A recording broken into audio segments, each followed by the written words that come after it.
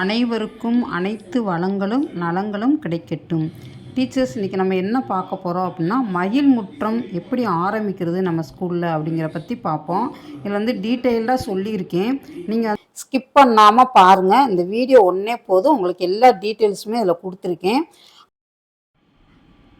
மயில் முற்றம் என்பது மாணவனின் ஒட்டுமொத்த ஆளுமை வளர்ச்சிக்கு அம்மாணவனின் வகுப்பறை கற்றல் அனுபவங்களும் கல்வி இணை செயல்பாடுகள் மற்றும் கல்விசாரா செயல்பாடுகளில் அம்மாணவர்களின் சிறப்பான பங்களிப்பு காரணமாக அமைகின்றது.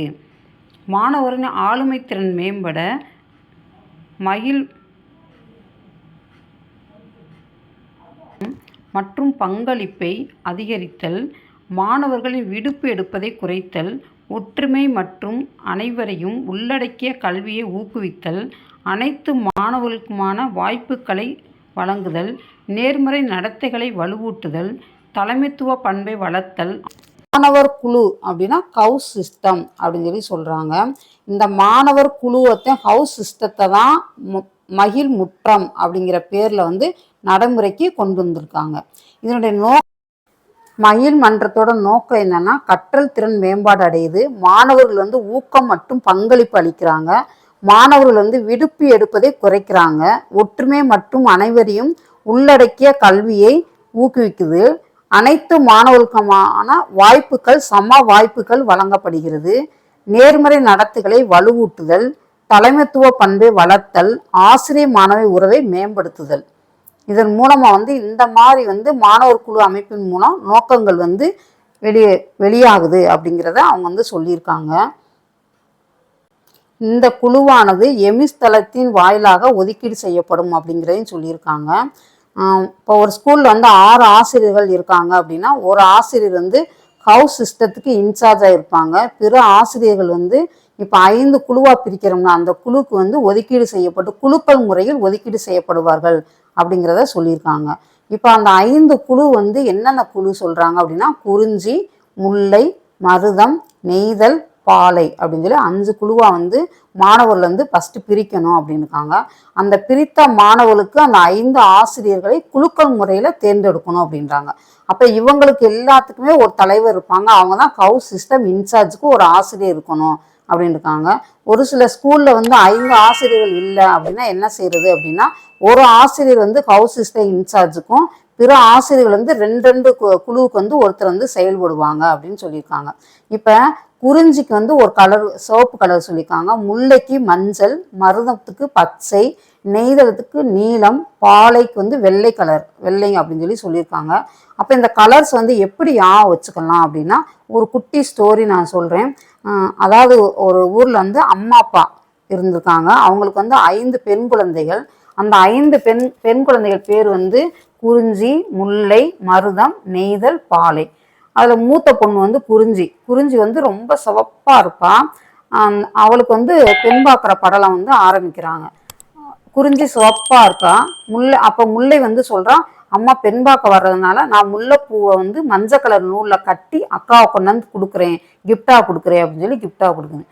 அப்போ அந்த மருதம் வந்து சொல்லுது, ஐயோ எல்லாரும் கிஃப்டாக கொடுக்குறானே, நம்ம என்ன பண்ண போகிறோம் அப்படின்னு தெரியாமல் அது என்ன செய்யுது அப்படின்னா, மரகத பச்சை கலரில் கொண்டு வந்து ஒரு நெக்லஸ் கொண்டு வந்து அக்காவுக்கு வந்து கிஃப்டாக கொடுக்குது. அப்போ நெய்தல் பார்க்குது, சிச்சோ எல்லாரும் கொடுத்துட்டாங்களே, நம்ம மட்டும் என்ன பண்ண போகிறோம், நம்மளால ஒன்றும் செய்ய முடியலையே, என்ன பண்ணுறேன் யோசிச்சுக்கிட்டே இருந்து அதாவது தானாகவேவும் நெய்து நீல கலரில் ஒரு பட்டு புடவையை தானாக நெய்து கொண்டு வந்து அவங்க அக்காவுக்கு வந்து கிஃப்டாக கொடுக்குது. அப்போ பாலை வந்து பாவமாக பார்க்குது, ஐயோ எல்லாரும் ஒவ்வொரு கிஃப்ட்டு கொடுக்குறாங்களே, நம்மளால கொடுக்க முடியல, என்ன பண்ணுறது அப்படின்ட்டு தாங்கிட்ட இருக்க பாலை கொண்டு வந்து சத்தான பால் வெள்ளை கலரில் கொண்டு வந்து கிஃப்டாக கொண்டு வந்து கொடுக்குது. இந்த கலர் எல்லாமே வச்சுக்கோங்க. இப்போ இது எல்லாமே வந்து ஒவ்வொரு ஸ்டெப் பை ஸ்டெப்பாக சொல்லியிருக்கேன். அந்த கொடுத்துருக்கத நல்லா படித்து பார்த்துட்டு இதை எதுக்கு என்னென்ன யூஸ் ஆகும் அப்படிங்கிற, எத்தனை பிரிவில் பிரிக்கலாம் அப்படிங்கிற இந்த படிநிலைகள் எல்லாமே கொடுத்துருக்கோம். அந்த படிநிலை எல்லாத்தையுமே வந்து படித்து பார்த்துட்டு நல்லா சிறப்பாக நம்ம ஸ்கூலில் வந்து செயல்படுவதற்கு இந்த படிநிலைகள் எல்லாமே நல்லா யூஸ் ஆகும். இப்போ படித்து பாருங்கள். இது எல்லாமே நம்மளுடைய தமிழின் பாரம்பரியத்தை பிரதிபலிக்கிறதுக்காக இந்த படிநிலை எல்லாமே கொடுத்துருக்காங்க. இப்போ நீங்கள் பார்த்தீங்கன்னா ஐங்குறுநூறில் வந்து இந்த தமிழ் இலக்கியத்தை சொல்லணுங்கிறனால குறிஞ்சி, முல்லை, மருதம், நெய்தல், பாலை அப்படின்னு சொல்லி 5 குழுவாக பிரிச்சிருக்காங்க.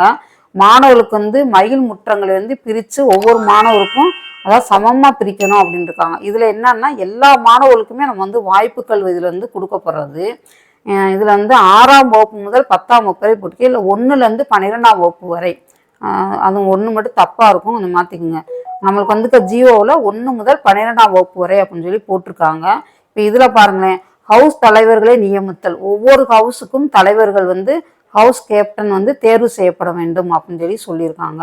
உயர்ந்த வகுப்பு மாணவர்களிருந்து இப்போ 9th படிக்கிறான்னா அந்த 10th அப்படின்னு சொல்லி நம்ம ஸ்கூலில் எந்த கிளாஸ் பெரிய கிளாஸாக இருக்கோ அந்த கிளாஸ் மாணவர் தான் தலைவரை நம்ம வந்து எடுக்கணும். இப்போ தலைவரோட கடமைகள் எல்லாமே கொடுத்துருக்காங்க. அதை நல்லா படித்து பாருங்கள், ஸ்கிப் பண்ணாமல் பாருங்கள். போட்டிகள் மற்றும் நிகழ்வுகளை ஏற்பாடு செய்தல். இப்போ விளையாட்டு போட்டி, கபடி, வாலிபாலு, ஓட்டப்பந்தயம் போன்ற விளையாட்டு போட்டிகள்லாம் நம்ம வந்து நடத்தலாம். அடுத்து கல்வி போட்டிகள் வந்து வினாடி வினா, அப்புறம் வந்து வேறு என்னென்ன இருக்கோ அது எல்லாத்தையும் நடத்தலாம். கலாச்சார நிகழ்ச்சிகள் அப்படின்னு சொல்லிட்டு பாடல், நடனம், நாடகம் எல்லாம் போன்ற பங்கேற்பு நிகழ்ச்சியெல்லாம் நம்ம வந்து அவங்களுக்கு வந்து கொடுக்கலாம்.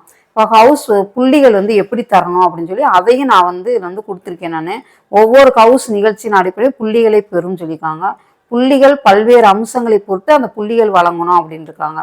வருடத்தின் முடிவில் வந்து உயர்ந்த புள்ளிகளை யார் பெற்றிருக்காங்களோ அவங்களுக்கு வந்து சிறந்த ஹவுஸ் விருதை வந்து கொடுக்கணும் அப்படின்னு இருக்காங்க. இந்த பாராட்டு விழாவில் வந்து தலைமை ஆசிரியர் மற்ற ஆசிரியர் வந்து பரிசுகளை வழங்கலாம் அப்படின்னு சொல்லியிருக்காங்க. அதான் மாணவர்களுக்கு வந்து இதன் மூலமாக வந்து ஆசிரியரோட பொறுப்புகள் என்னென்னா, மாணவருக்கு வழிகாட்டியாக இருக்கணும், போட்டிகளை ஒழுங்குபடுத்த உதவி செய்யணும், மாணவர்கள் முன்னேற்றம், ஒழுக்கம் போன்றவற்றில் கவனம் செலுத்தப்படணும் அப்படின்னு சொல்லி சொல்லியிருக்காங்க. ஒவ்வொரு ஹவுஸுக்குமே ஒரு ஆசிரியர் வந்து செயல்படுத்தணும். இப்போ மாணவர்களுக்கு ஊக்கத்தொகையும் வழங்கலாம் அப்படின்னு இருக்காங்க. நல்ல செயல்பாடு பண்ணி புள்ளிகள் இணைந்து ஒவ்வொரு மாணவரும் தங்களின் தனிப்பட்ட முன்னேற்றத்துக்கு ஊக்கத்தொகை பெறலாம்.